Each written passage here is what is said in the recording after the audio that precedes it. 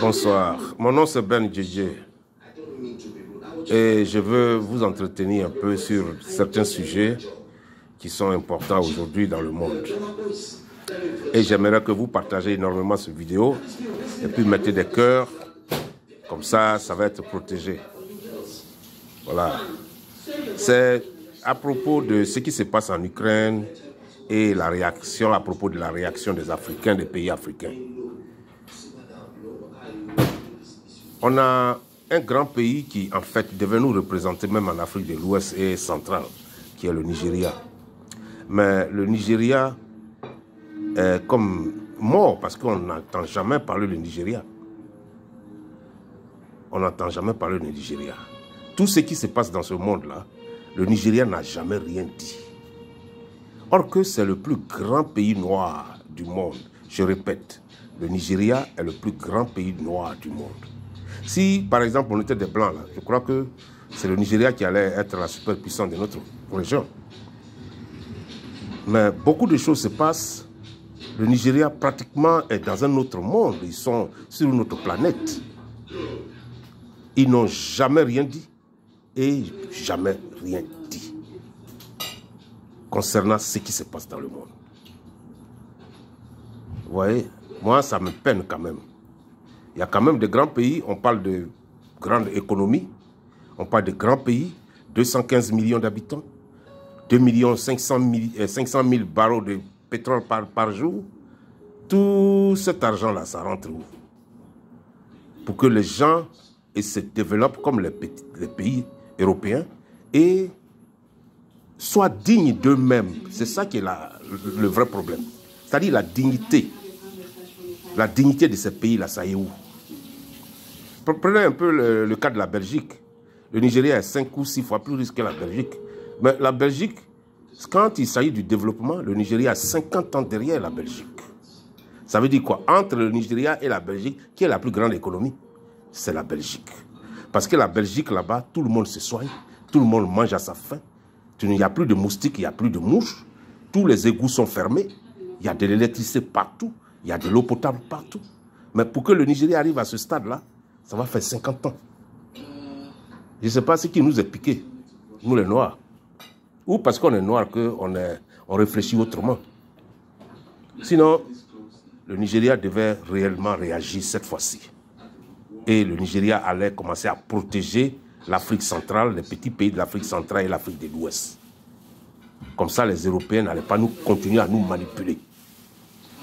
Parce que toutefois que l'Union européenne dit quelque chose là, les Ivoiriens et les Sénégalais et les Camerounais s'alignent derrière. Mais je vais vous dire un truc, que les ennemis de la France ne peuvent pas être les ennemis de la Côte d'Ivoire, ni les ennemis du Gabon ou du Cameroun. Les ennemis de l'Amérique ne peuvent pas être les ennemis du Sénégal ou de la Centrafrique. Les ennemis de la France sont les ennemis de la France. C'est ce qu'il faut qu'on comprenne. On ne peut pas continuer à les suivre tous les jours. On les a suivis pendant 150 ans. Nos pays là, c'est toujours la même chose. Il y a la misère, il y a la pauvreté. Et on suit toujours le monde western, c'est-à-dire l'Ouest. Mais arrivé à un moment donné de la vie, il faut changer. C'est-à-dire les gens qu'on a suivis pendant toutes ces années-là, il n'y a rien en Afrique qui change, hein, chez nous, là. Ça n'a jamais changé. Il n'y a pas de boulot. Il n'y a pas de... mais il n'y a rien du tout. Il n'y a pas d'eau potable. Il n'y a même pas d'électricité. L'essence est chère. La nourriture est chère. Nous, avant même en Côte d'Ivoire, on mangeait 3 repas par jour. Mais aujourd'hui, les Ivoiriens mangent garba. Garba, c'est pour les pauvres. Parce qu'ils sont pauvres. Ils mangent plat calé. C'est pour les pauvres. Vous comprenez? Alors, il faut que ça change. Nos pays, là, il faut qu'ils regardent ailleurs. On n'a pas dit de couper avec ceux avec qui ils ont fait hier. Il n'y a pas de revanche à prendre contre qui que ce soit. Mais seulement, il faut qu'on cherche notre voie et moyens nous-mêmes. Il faut qu'on travaille pour nous-mêmes pour se développer. Ces pays européens-là, ils ont souffert pour développer leur pays. Hein? Ils ont souffert, hein? Il y a des lois. Il y a des lois que ces gens-là se sont données et ils respectent leurs lois. Mais pourquoi on ne peut pas faire ça chez nous? C'est ça le problème. Il faut qu'on fasse les lois de chez nous et on les respecte. Il y a bien les lois de chez nous, mais il faut qu'on les respecte. Il faut que tout le monde sache ce qu'est la loi. Si moi, j'étais président, j'allais faire des petits livres de lois et puis distribuer dans les écoles, dans les marchés, tout, pour que tout le monde sache au moins ce que c'est que la loi. Si, par exemple, tu pisses là, on dit tu vas payer 200 francs. Si le policier t'attrape que tu as pissé, tu payes les 200 francs. Mais c'est ça qui fait l'Amérique. C'est ça qui fait la puissance de l'Amérique, la loi. Il n'y a pas quelqu'un au-dessus de la loi. Il y a les institutions qui sont au-dessus de tout. Il n'y a nul n'est au-dessus de la loi aux États-Unis. Et c'est ça, j'aime dans ce pays, la raison pour laquelle j'ai immigré ici. Mais je peux faire un bon président en Afrique. Hein. Si les Africains ne peuvent plus être nos présidents, mais ils n'ont qu'à nous dire, nous qui sommes des gens qui vivent ailleurs, là, surtout en Amérique, là, on peut les remplacer hein, dignement. On ne peut pas être corrompu. On ne peut pas nous acheter. Parce qu'on a vécu dans un pays où il n'y a pas la corruption. On vit dans un pays où la loi est respectée, strictement respectée. Donc, s'ils ne veulent plus être nos leaders, là, je crois qu'ils ont échoué. Ils n'ont qu'à passer la main à la diaspora. Nous aussi, on peut être président. Moi-même, je suis présidentiable. Voilà. Je fais ma campagne en même temps. Parce que là, ça ne va pas. Je vais en Côte d'Ivoire et les égouts sont ouverts. Moi, je n'ai jamais vu un pays dans le monde où les égouts sont ouverts. Vous voyez des choses comme ça. Il y a trop de choses. Il y a trop de choses en Afrique. Il faut qu'on change. Mais c'était juste un petit vidéo. Et demain, je vais essayer de continuer dans ma lancée. Mais j'espère qu'on aura le temps de continuer de causer demain. Et un autre sujet va venir.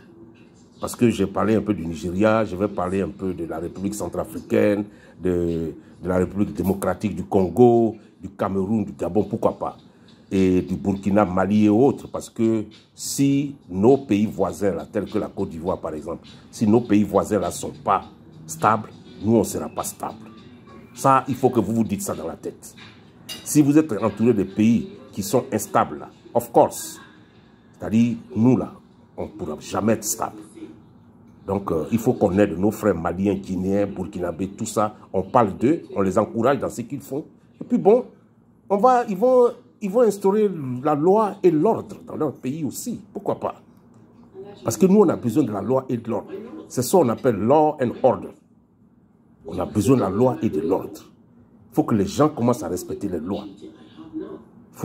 Il faut qu'on respecte nos lois qu'on s'est données. C'est très important dans un pays.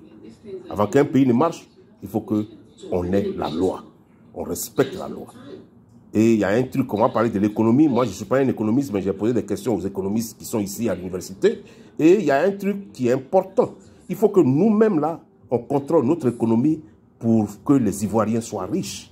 Parce que le pays est riche, mais les Ivoiriens sont très pauvres. Et ça, c'est un autre sujet, on va débattre plus tard. Mais je vais encore aller chez les professeurs là pour leur demander des choses de plus bonnes. Ils vont me dire et je vais vous faire passer les messages. Allez, je vous remercie. Mon nom, c'était Ben et j'appelle depuis quelque part très loin. Mais on est ensemble. Allez, ciao, ciao.